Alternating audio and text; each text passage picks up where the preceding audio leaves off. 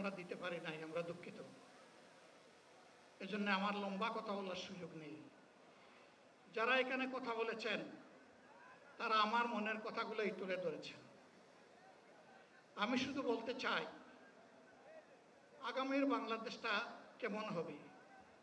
আমি বলি আরেকটা লড়াই হবে ইনশাআল্লাহ। একটা লড়াই হয়েছে ফ্যাসিবাদের বিরুদ্ধে, আরেকটা লড়াই হবে দুর্নীতির বিরুদ্ধে ইনশাআল্লাহ।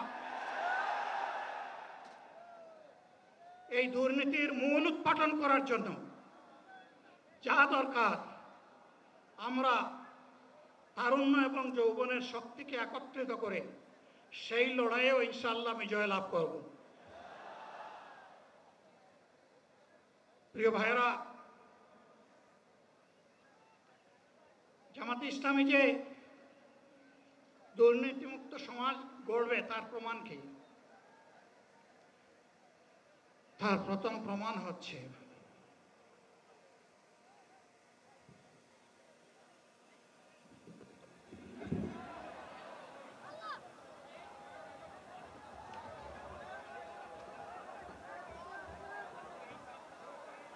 আপনারা অবস্থান করুন যার যে জায়গায়। আপনাদের সবকিছু দেখার সঙ্গে জায়গার স্থান পরিবর্তন করবেন না, সবাই জায়গায় থাকেন, সবাই তার নিজ নিজ জায়গায় অবস্থান গ্রহণ করেন, সবাই তার নিজ নিজ